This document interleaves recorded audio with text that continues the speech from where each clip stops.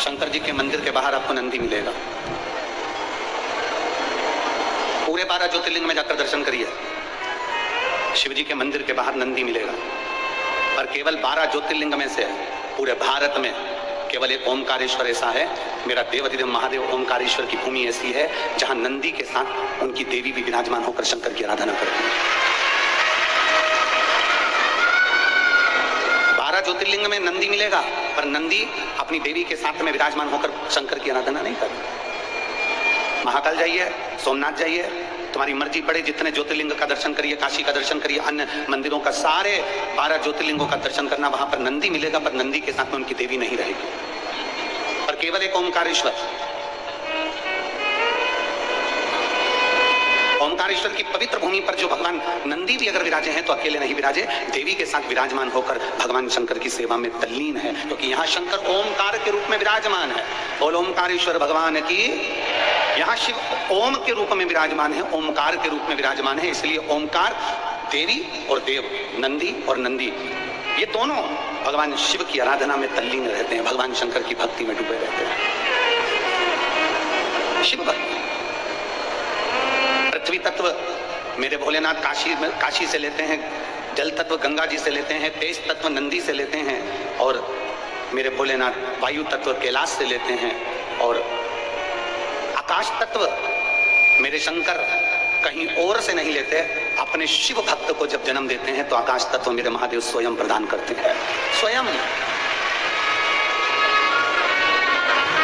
पंच तत्व से बना ये मानव का शरीर, पर शंकर का जो भक्त होता है, शिव की उपासना करने वाला होता है, शंकर की गुणगान करने वाला होता है, शिव को एक लोटा जल चढ़ाने वाला होता है, शंकर की कथा में रमने वाला होता है, माई नर्मदा का स्मरण करने वाला होता है, ओमकारेश्वर जिस 12 ज्योतिर्लिंग में जो भगवान शंकर के धाम है, जहां शिव भक्त रहकर भगवान शंकर का गुणगान करता है, स्वयं उस पवित्र भूमि पर जो जन्म लेता है उसको शंकर स्वयं अपना आकाश तत्व स्वयं प्रदान करते हैं, अपना प्रतिबिंब देकर भेजते हैं, अपना स्वरूप देकर भेजते हैं। मेरे महादेवों ने जो जन्म दिया, पृथ्वी तत्व लिया काशी से, जल तत्व लिया गंगा जी से,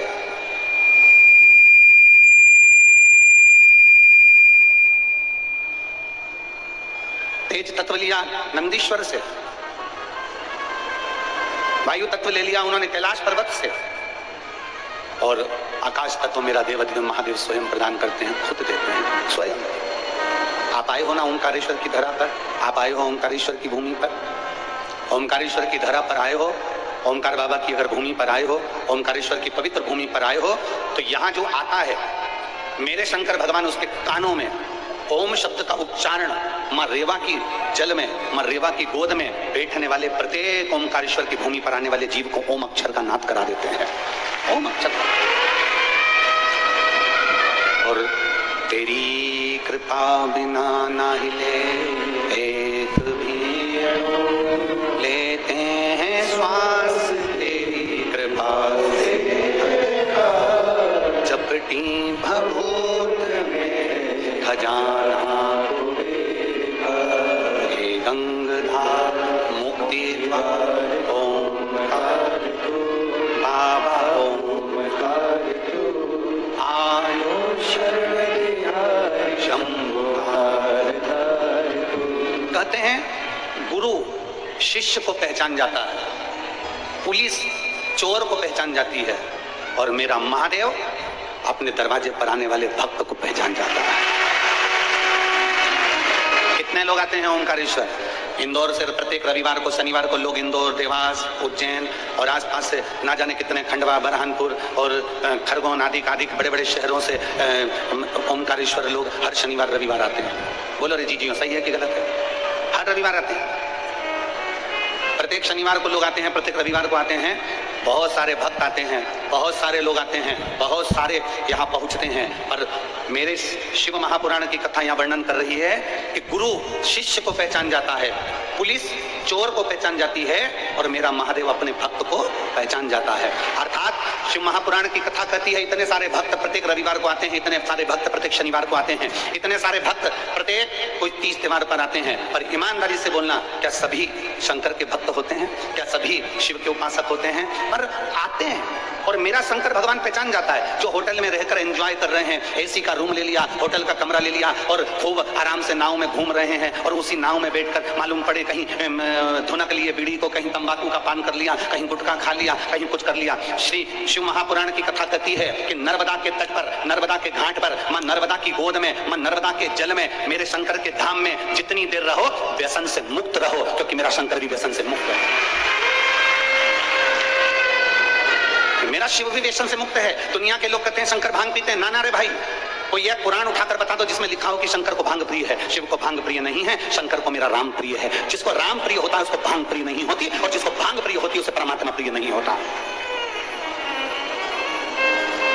मेरे शंकर भगवान तो नशे से मुक्त होने का एक मार्ग प्रशस्त करते हैं। नदी की पवित्रता क्या होती है, नर्मदा जी की पवित्रता क्या होती है, गंगा जी की पवित्रता क्या होती है, किसी पवित्र नदी की पवित्रता क्या होती है, किसी देवालय शिवालय की पवित्रता क्या होती है। अगर सीखना है तो मेरे देवादिदेव महादेव से सीखो। शंकर भगवान ने गंगा जी को अपने कमंडल में नहीं रखा, शंकर भगवान ने गंगा जी को अपने हाथ में नहीं रखा, शंकर भगवान ने गंगा जी को अपने करीब में नहीं रखा, शंकर भगवान ने गंगा जी को अपने मस्तक पर रखा। अर्थात भारत की भूमि की जितनी पवित्र नदियां हैं, नर्मदा, गंगा, कावेरी, सरयू, सभी जितनी क्षिप्रा आदि जितनी पवित्र नदियां हैं, सारी नदियों को आप भी अपने मस्तक पर रखिए, उसको गंदा ना करिए, उसको स्वच्छ बनाने का प्रयास। कहां गए थे? कोई ने पूछ लिया तुमसे तो कह दिया हम तो ओमकारेश्वर गए थे। ओमकारेश्वर गए थे? हाँ। अच्छा, दर्शन करिया है? हो। दर्शन करने गए थे? हो। वहां क्या क्या करा? तो क्या हम नाव में भी बैठे थे और हमने नर्मदा जी के अंदर नाव में परिक्रमा भी करी थी। परिक्रमा करी थी? अच्छा। फिर हमने तो परिक्रमा में नाव के अंदर ही बैठ के खाना खाया, फिर नाव में बैठ के खाना खाया, नाव में बैठ के कुरकुरा खाया, नाव में बैठ के बिस्कुट खाया, और मालूम पड़े वो बिस्कुट, वो कुरकुरे का पैकेट, मालूम पड़े वो पॉलीथिन। तुम आए थे पुण्य कमाने के लिए और मां नर्मदा में डालकर चले गए कि पुण्य नहीं कमाया, तुम पाप कमा कर चले। ये पुण्य नहीं है, ये पाप कमा कर चले गए। इसलिए निवेदन है, गुरु शिष्य को पहचान जाता है, पुलिस चोर को पहचान जाती है, और मेरा महादेव अपने भक्त को पहचान जाता है कि मेरा भक्त कैसा है। भगवान शंकर अपने भक्त को पहचानते हैं कि मेरा शुभ भक्त है कैसा। आया, अड़भंगा आया, बड़ी मस्ती में आया, अलमस्त होकर मेरे दर्शन के लिए आ गया। ना कोई कामना है, ना कुछ लेने का भाव है, बस जैसी व्यवस्था मिल गई, एसी का रूम मिल गया तो ठीक है, धर्मशाला मिल गई तो ठीक है, पंडाल मिल गया तो ठीक है, कुछ रहने के लिए मिल गया तो ठीक है, नहीं तो अपनी गाड़ी भली, गाड़ी में से उतरे, बाबा का दर्शन किया, रज को लोट लगाए, भूमि को प्रणाम करा, मां नर्मदा की रज को नमन करा, मां नर्मदा जी को प्रणाम करा। जरूरी नहीं कि आप नर्मदा जी का स्नान करें, यहाँ तो शास्त्र कहता है गंगा जी का स्नान, यमुना जी का पान और नर्मदा जी का केवल दर्शन व्यक्ति को मोक्ष दे देता है।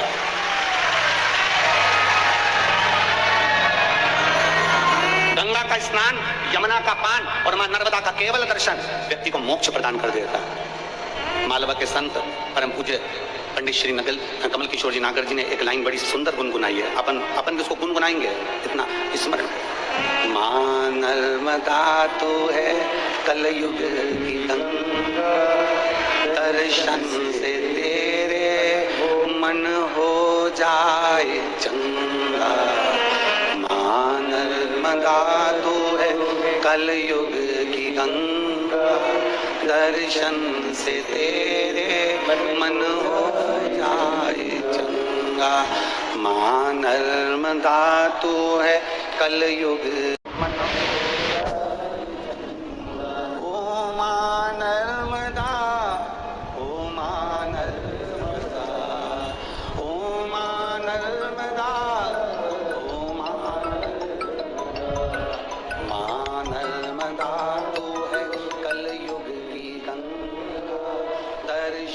से तेरे मन हो जाए चंगा।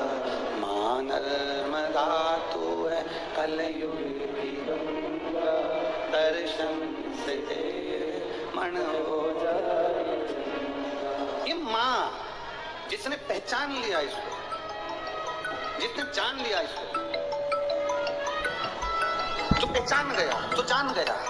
और हमने कथा में कहा था भगवान शंकर के ओमकारेश्वर बाबा के दर्शन के लिए लगना, और लाइन में लगते समय किसी की बेलपत्री भी नीचे पड़ी हो ना तो उसको उठा लेना। बोला था कि नहीं बोला था? जम के बोलो जरा। बोला था ना कि अगर नीचे बेलपत्र भी पड़ी हुई है तो उसको उठाकर रख लेना, और कहीं किसी पेड़ के नीचे उसको खाद के रूप में डाल देना, जिससे वो उसकी खाद बन जाए। परंतु इधर उधर उसको ना डालिए, जमीन पर। और आओ 12 ज्योतिर्लिंग की भूमि पर आप और हम ओमकारेश्वर की पवित्र भूमि से आज एक संकल्प लेकर जाए। ओंकारेश्वर बाबा की पवित्र भूमि से आज आप और हम एक संकल्प लेकर जाएं। 12 ज्योतिर्लिंग में से आज हम संकल्प लेकर जाएं कि 12 ज्योतिर्लिंग में जब भी हम दर्शन करने के लिए जाएंगे तो दर्शन के साथ हम अपना होटल का कमरा छोड़कर 2 घंटे 12 ज्योतिर्लिंग की भूमि पर जब भी हम दर्शन करने जाएंगे तो 2 घंटा एक्स्ट्रा लेकर जाएंगे और ज्योतिर्लिंग में रोडों पर जितना कचरा पड़ा होगा उसको साफ करने का प्रयास करेंगे। हम ये संकल्प लें 12 ज्योतिर्लिंग में हम जब दर्शन करने जाए, उज्जैनी दर्शन करने जाओ, रोड पर कचरा मिल रहा है, गाड़ी रोको, आराम से 2 किलोमीटर पैदल चलिए और गाड़ी में रोक कर एक पॉलीथीन साथ में रखिए और उठाकर चलिए। वृंदावन की भूमि पर जाओ, गोवर्धन नाथ जी की परिक्रमा में जाओ, यमुना जी के दर्शन करने जाओ, बिहारी जी के दर्शन करने के लिए जाओ, राधा रानी के दर्शन करने के लिए जाओ, चाहे 12 ज्योतिर्लिंग में दर्शन करने, अवध की भूमि पर अयोध्या नाथ का दर्शन करने के लिए जाओ, चाहे तुम्हारी मर्जी पड़े सीहोर के कुबेरेश्वर धाम पर आओ। एक नियम बनाओ कि 1 घंटा 2 घंटा हमें कुछ नहीं करना है, बाबा की सेवा करना है। सेवा केवल वो नहीं होती कि मंदिर में जल चढ़ा दिया, सेवा केवल वो नहीं होती कि मंदिर में बेलपत्र चढ़ा दिया, सेवा केवल वो नहीं होती कि तुम मंदिर में जाकर माला लेकर बैठ गए। सेवा इसको भी कहते हैं कि पवित्र भूमि को पवित्र बना देना, ये हमारी सेवा है। पवित्र भूमि को पवित्र बना देना ये हमारा कर्तव्य है, ये हमारी सेवा है। उसका फल देखना कितना मिलता है। एक फल तो यही एक बहन ने लिखा है, जरा पत्र देखिए। मैं राजकुमारी विश्वकर्मा, पति मुरलीधर विश्वकर्मा, ग्राम